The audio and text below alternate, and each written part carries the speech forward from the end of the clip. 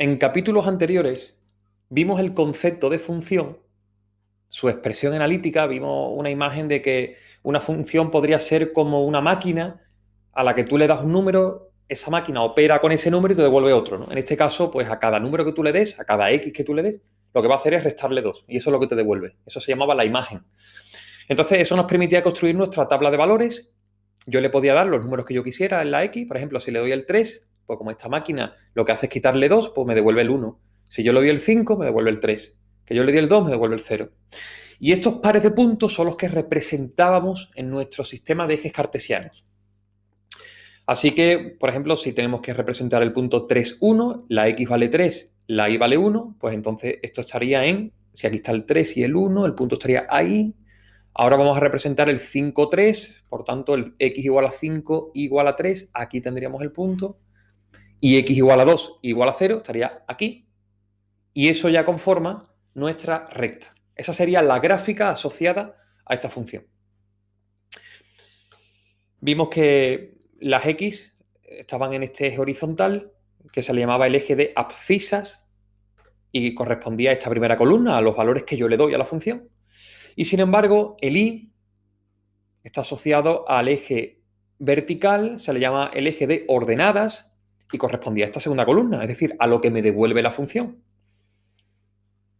Bien, pues hoy vamos a ver los conceptos de dominio y recorrido. Vamos a ver qué es eso. Tenemos esta gráfica asociada a una determinada función. Bien, si nos fijamos, podemos coger todos estos valores de las x. Vamos a hablar del dominio. Si cogemos todos estos valores de las x para los que existe función, podemos coger este, nos conforma una serie de números en el eje horizontal para los que existe función, ¿no? De cada uno de estos valores de x yo puedo hallar su altura. Bueno, en este caso vemos que se lleva como del 1 al 10, ¿no? Pues ese sería nuestro dominio, es decir, el conjunto de puntos de x para los que existe función. Si nos fijamos a partir del 10 ya no hay función, no hay nada ya. Entonces, este sería el dominio. Hay una analogía que dice que es como si proyectáramos la gráfica sobre el eje horizontal. Si ponemos una linterna, pues la sombra que se proyectaría sobre el eje horizontal sería eso azul, que sería el dominio. Bueno, ahora vamos a por el recorrido, también llamado rango. ¿Qué es el recorrido rango? Bueno, pues es realmente muy similar al dominio, pero extrapolándolo al eje vertical. Porque en este caso lo que vamos a ver es todas las alturas que se han ido tomando, todas las alturas que va tomando la función. Y eso delimita un segmento, una parte del eje vertical. En este caso, del 1 al 5, ¿no? Bueno, pues ese sería el recorrido. Es decir, todas las alturas que va tomando la función determinan aquí la parte a la que llamamos recorrido. De nuevo la misma analogía, ¿no? Muchos dicen que esto se puede observar como si proyectáramos la gráfica, pero en este caso hacia el eje vertical, hacia el eje de la Y. Entonces, bueno, si ponemos aquí una linterna, lo que se proyecta aquí, esto sería el recorrido, ¿vale? En este caso, bueno, pues el dominio está asociado a la X y el recorrido está asociado a la Y. El dominio es como esos valores que yo le voy introduciendo a la máquina, que son las X, los que yo introduzco, y el recorrido está asociado a lo que me devuelve la máquina, es decir, a cada altura que me va saliendo de cada punto. Variable independiente la X, variable dependiente la Y. Venga, vamos a verlo con más ejemplos. Tenemos esta gráfica, ¿vale? Que asocia el tiempo y la distancia que he recorrido en ese tiempo. Vamos a suponer de un determinado vehículo, ¿no? ¿Cuál sería el dominio? Bueno, pues el dominio vemos el conjunto de valores de la X para los que hay función. Pues a partir del 0, todo esto hasta el 12, el 13, el 14 y aquí sería el último. En este caso vemos que va desde el 12 hasta el 15. O sea, perdón, desde el 0 hasta el 15. ¿Vale? Porque vemos que aquí cada dos palitos es un número añadido. Así que el 15 sería este. Pues ese sería el dominio. El intervalo 0, 15. Cuando se cogen corchetes es porque realmente ese valor existe en la función, ¿vale? Es decir, el 15 tiene aquí su valor. Esto sería un punto relleno, ¿vale? Si no, sería el 15 con paréntesis, porque querría decir que en el 15 en realidad no hay función ya. Estaría hueco, ¿vale?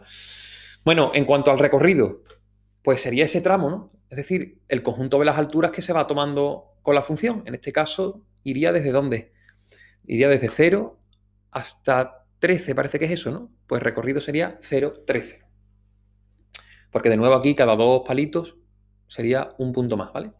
Así que el recorrido sería 0,13. Recordamos, el recorrido era como proyectar la gráfica sobre el eje Y y el dominio era proyectar la gráfica sobre el eje X, como si la aplastáramos hacia abajo o la aplastáramos hacia la izquierda, ¿vale? Venga, un ejemplo para ti. Dominio y recorrido de esta función. Bueno, pues en este caso, venga, el dominio, es decir, nos centramos en el eje de las X. ¿Desde qué valor empieza a haber función? Pues mira, desde aquí ya, aquí abajo ya hay función, ¿no? Así que esto iría desde el -3, aquí hay función, está por debajo, aquí hay función, está por arriba, pero ahí hay función, hasta el 5. A partir del 5 ya no hay función. Así que el conjunto de las X para las que hay función, pues sería desde el -3, desde el -3 aquí, hasta el 5, ¿vale? De nuevo, insistimos, es como si aplastáramos la gráfica hacia el eje X. En este caso, la parte de arriba hacia abajo y la parte de abajo hacia arriba, sobre el eje X, -3, 5, ¿vale? De nuevo, es corchete porque entendemos que este punto está cogido, ¿eh? Es decir, en el 5 hay función, ese es el límite. Y en el -3 hay función, ese es el límite. Bueno, y ahora vamos con el recorrido. ¿Qué altura va tomando la función? Bueno, pues parece que va desde el... Fijaos, este punto que es el más bajo iría desde el -10 hasta el 14, ¿no? Bueno, pues ese sería el recorrido. Desde -10 a 14, que son todas las alturas que se va tomando hasta el 14. De nuevo, insistimos, es como si aplastáramos la gráfica sobre el eje Y para ver las alturas que va tomando, ¿no? Pues sería desde el -10 hasta el 14. Perfecto. Y esa sería la respuesta a nuestra pregunta. Bueno, vamos a pasar a otro concepto también muy intuitivo, pero hay que comprender bien. Concepto de continuidad. Vamos a separar este tipo de gráfica que vamos a llamar continua de este otro tipo de gráficas de funciones a la que llamamos no continua o discontinua. Bueno, realmente la definición de continuidad es un poco más concreta de lo que vamos a decir, ¿no? Nosotros vamos a quedarnos con que una función continua es, como se suele decir, la que se puede pintar sin levantar el lápiz del papel, porque no tiene ningún punto de ruptura, y una función no continua es aquella en la que nos encontramos una situación como esta, ¿no? En la que ya hay que levantar el lápiz para continuar la gráfica. Esta definición no es muy formal. Si quisiéramos hallar la definición real, pues tendríamos que irnos a este concepto que os lo menciono para que lo tengáis en cuenta. Vamos a considerar esta gráfica, por ejemplo, y nos quedamos con el punto 2, cuya altura es 4. ¿Vale? La x igual a 2 tiene altura 4. Bueno, con el punto A que vemos aquí, yo me voy a ir acercando a 2. Y fijaos que por cada punto de A yo voy a considerar su imagen, ¿vale? Lo que vale la función. Si nos fijamos, conforme yo me acerco al 2, conforme yo me acerco al 2, ¿a qué se van acercando sus imágenes? ¿A qué se van acercando la altura de la función? ¿Se va acercando a qué? Se va acercando al 4, se va acercando al 4, cuanto más me acerco, más al 4, hasta que llegue al 4. Eso es lo que se llama continua en un punto. Que cuando yo me acerco al valor de la x, las alturas se van acercando a lo que vale la función en ese punto. Ahora bien, ¿qué ocurre en una función de este tipo? Esta función, por ejemplo, aquí es la gráfica, pero aquí el punto está hueco y está aquí abajo. ¿Por qué decimos que es discontinua? Porque conforme yo me voy acercando al 3, en el 3 la función, insistimos, vale menos 0,5. Es decir, aquí es la imagen del 3. Pero conforme yo me acerco al 3, ¿cuánto valen las imágenes de esos valores? ¿Se están acercando a qué? ¿A qué? Se están acercando a 3, que es lo que realmente, lo que le correspondería, ¿no? Lo que tocaría para mantener la continuidad. Entonces, claro, cuando yo me acerco al 3, las imágenes se acercan aquí a una altura distinta de la que luego finalmente tiene. Bueno, eso sería la definición formal. Pero insisto, nosotros nos vamos a quedar por ahora con que hay que levantar la pieza del papel. Ya está. Bien. Bueno, hay tres tipos de discontinuidades. Vamos a aprendernos los nombres. Este se le llama discontinuidad evitable. Bueno, podría ser intuitivo, ¿no? Porque es como que le falta un punto. Oye, se podría evitar si ese punto lo pongo aquí y ya coincide, ¿no? Es decir, aquí la función en este punto vale este valor, pero es como que no le tocaría ese, ¿no? Entonces, evitable. A este le vamos a llamar discontinuidad inevitable de salto finito, porque ya es inevitable en tanto que hay una parte de la gráfica que está aquí y otra parte que está aquí, pero pega un salto que es finito, un salto que se puede medir, ¿vale? Y ya luego está la discontinuidad que se llama inevitable también de salto infinito. Porque es que aquí la gráfica se está viniendo hacia valores muy pequeños y luego pasa al más infinito. Entonces, en este punto hay una ruptura, un salto, pero es infinito. ¿Vale? Bueno, pues con eso, en principio, tenemos lo básico. ¿Cómo se detalla o concreta esto cuando tenemos que analizar una gráfica? Bueno, pues nosotros siempre nos vamos a centrar en las X. En este caso, ¿dónde está la discontinuidad? Bueno, pues nosotros diríamos aquí que esta función tiene una discontinuidad en x igual a 2, porque siempre nos vamos a centrar en las x. Aquí en el 2 es donde pasa eso, ¿no? Que de repente pega un salto.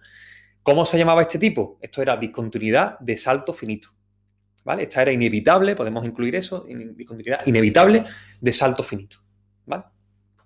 Venga, este otro caso. ¿Qué dirías tú que esta función tiene? Venga. Bueno, pues en este caso se podría decir que esta función tiene una discontinuidad evitable en x igual a 3. ¿Ves? Pero recordamos que siempre nos referimos a las x. ¿Eh? En x igual a 3 es donde ocurre eso de que tenemos esa discontinuidad. Habría que levantar el lápiz para pintar este punto y luego regresar a donde íbamos. Y se llama evitable porque dijimos que era el caso de un solo punto que es el que falta. Así que evitable en x igual a 3. ¿Vale? Bueno, venga, pues a practicar.